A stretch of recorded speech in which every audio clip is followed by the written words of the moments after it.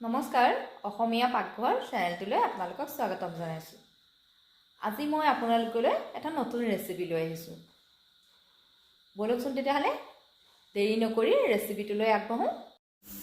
মই আজি এটা মাছৰুমৰ ৰেচিপি লৈ আহিছোঁ। মাছৰুমৰ ৰেচিপিটোৰ কাৰণে মই ইয়াৰ মাছৰুম লৈছোঁ।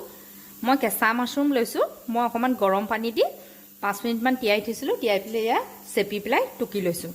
একদম টানকৈ চেপিছোঁ যাতে পানীখিনি নাথাকে। মই ইয়াতে এতিয়া 1 চামুচ কেঁচা মিঠাতেল দি দিছোঁ আৰু অকণমান কটা পিঁয়াজ দি দিছোঁ। অকণমান নহৰু পেষ্ট দিছোঁ, অকণমান আদা পেষ্ট দিছোঁ।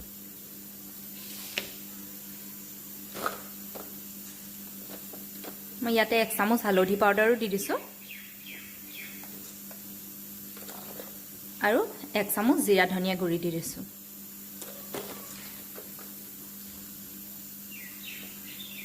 মই আধা চামুচ ৰেড চিলি পাউডাৰ দি দিছোঁ। মই এতিয়া ধুনীয়াকৈ এইখিনি মিক্স কৰি ল'ম। এয়া মই মিক্স কৰি ল'লোঁ। এতিয়া এনেকৈ মই 10 মিনিটমান থৈ দিম। তাৰপিছত মই বনাম। মই মাছৰুম বনাবৰ কাৰণে এখন কেৰাহী পাতি অলপ মই মিঠাতেল দি লৈছোঁ।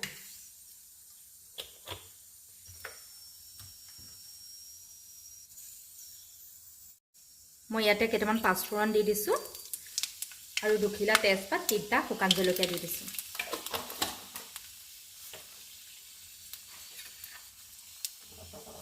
আৰু ইয়াতে মই 2টা পিঁয়াজ মিহিকৈ কুটি লৈছোঁ।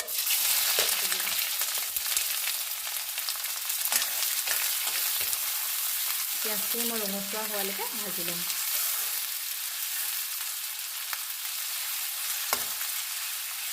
এইখিনি ৰঙচুৱা হৈছে। মই ইয়াতে অকণমান আদা নহৰু পেষ্ট আৰু দি দিছোঁ।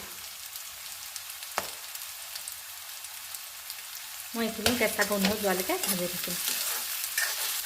পিঁয়াজ নহৰুখিনি ভজা হৈ গৈছে। মই এটা মিহিকৈ বিলাহী কাটি থৈছিলোঁ, মই ইয়াতে দি দিম। আকৌ মই ভাজি থাকিম বিলাহীখিনি যেতিয়ালৈকে গলি নাযায়।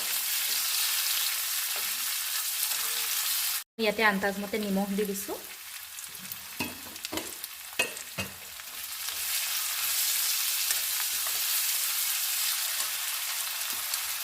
আৰু অকণমান মিট মছলা দি দিছোঁ। মই আধা চামুচমান দিছোঁ আৰু অকণমান গৰম মছলাও মই এতিয়াই দি দিছোঁ। এইখিনি ধুনীয়াকৈ ভাজি ল'ম।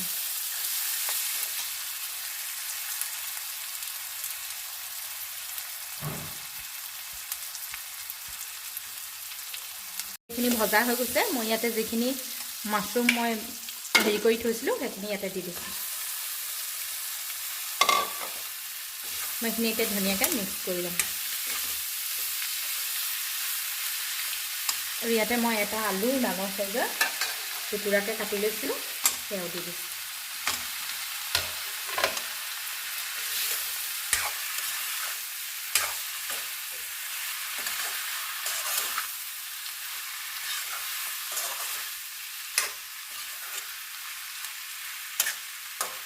মই এতিয়া ঢাকন মাৰি সিজিবলৈ দিম 5 মিনিট। মই গেছটো চিমত ৰাখিছোঁ। মই আকৌ ঢাকনিখন উদঙাই দিছোঁ।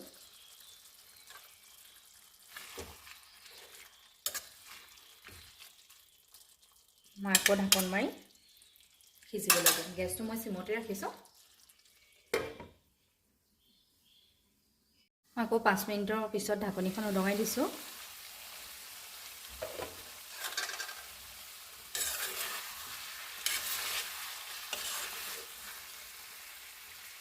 এই আলুবোৰ অকণমান সিজিছে। মই ইয়াতে অকণমান গৰম পানী দি দিম।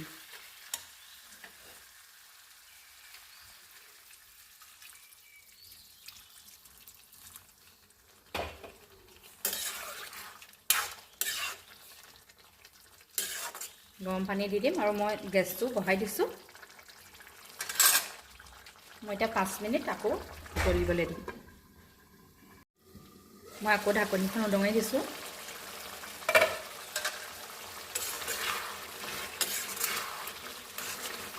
মই ইয়াতে 3টা কেঁচা জলকীয়া দি দিছোঁ।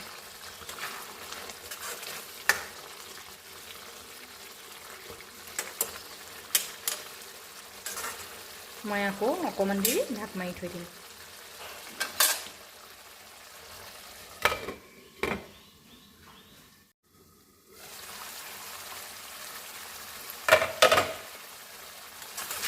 আৰু এয়া মাছৰুমৰ তৰকাৰীখন আজি ৰেডি হৈ আছে।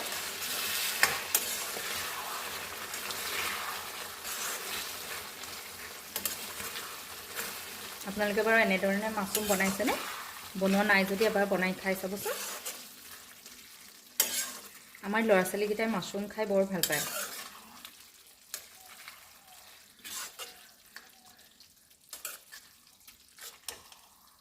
এতিয়া আপোনালোকক সজাই দেখুৱাইছোঁ।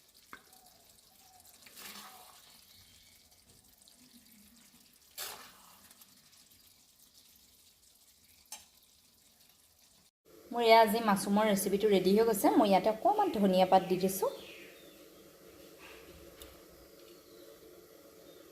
যদি আজি মোৰ ৰেচিপিটো চাই ভাল পালে লাইক কৰিব, কমেণ্ট কৰিব, শ্বেয়াৰ কৰিব। যিসকলে এতিয়াও মোৰ চেনেলটো ছাবস্ক্ৰাইব কৰা নাই, প্লিজ চেনেলটো ছাবস্ক্ৰাইব কৰি ল'ব। ধন্যবাদ।